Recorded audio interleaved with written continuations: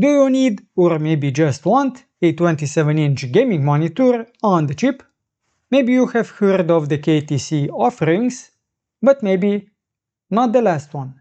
I do have a review on that monitor, so you can check it out, but in this video I'll just go over the base specifications so you can see what each monitor has to offer and how do they differ. All of these monitors are from KTC. They start with H27T and then they have the numbers 22, 22S, 22C and 7. Now when it comes to pricing, you can convert this to euros or dollars. This is just something that I found online and some of them may be unavailable in your region. So the 22 is unavailable, at least on the official European website. You can get the 22S on Amazon and 22C is available on the European official website.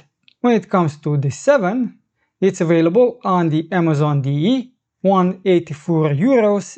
At the moment, you can also apply a 15% voucher and for that price you will get the best monitor that is actually available at this point in time. Now when it comes to the sizes, all of them are 27-inch.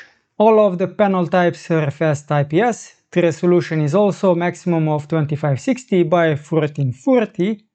When it comes to the refresh rate, the 22 has 165, but you can overclock to 180. And the advertised frequency is of course 180, not 165. The 22S and the 22C are 180 Hz. The 7 is advertised as 180 Hz but can actually reach 185. All of the high frequencies above 134 Hz can only be achieved on the DisplayPort connection.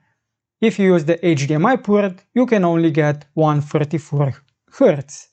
And just so you can see that I'm not making stuff up, I have the H27T7. This is the refresh rate that I have set, but you actually do have 185 Hz out of the box. This is using the DisplayPort, so if you use HDMI, you most likely will not see these options. Now all of the response times are listed as 1 millisecond gray to gray. I will just take that as a face value. I did not test it, and I also don't have the other 3 monitors. But I would say that the response is good. At least I don't see any noticeable difference. When it comes to the brightness though, I do see a difference. The first 3 monitors have 350 candles or lumens, but the 7 has 450 and it is quite bright. When it comes to the contrast ratio, all of them have 1000 to 1.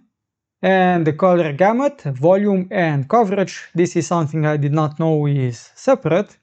Now when it comes to the volume and coverage, all of these values were obtained from the official website or from the marketing material. Now if you just take a look, which one would be the best? Probably this one, but it's missing the Adobe RGB.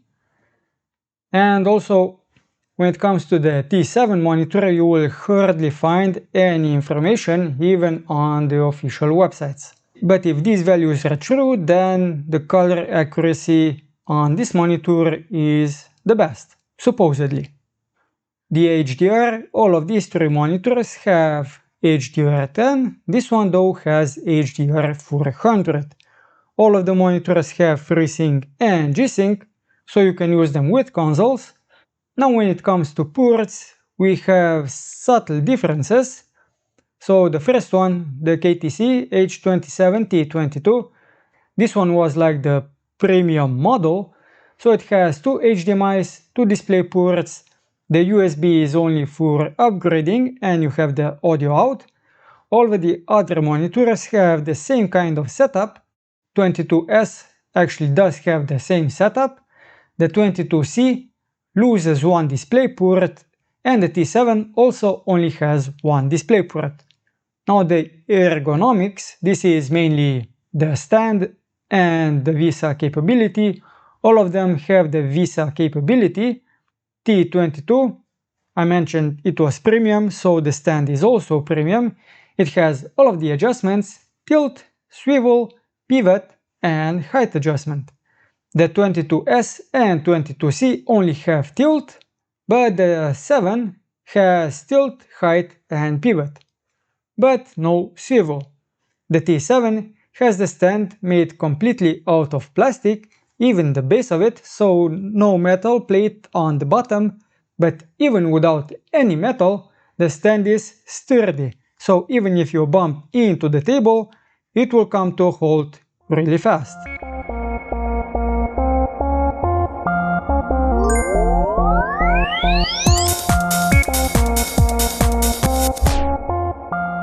Now the eye care, all of them have low blue light and flicker free, so if you use these options, you have them available.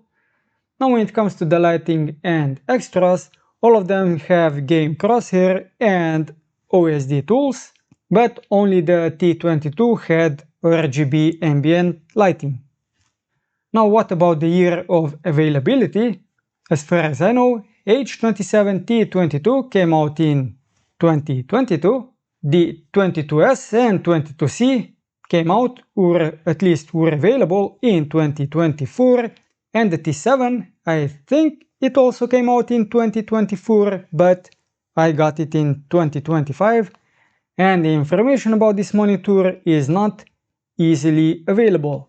So if I just give a quick overview, it's basically H27T22, it's sold, it's being phased out, so that is why it's unavailable on some websites.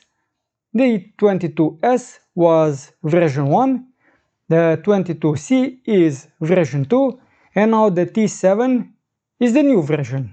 So that is maybe why it's not available in all of the regions.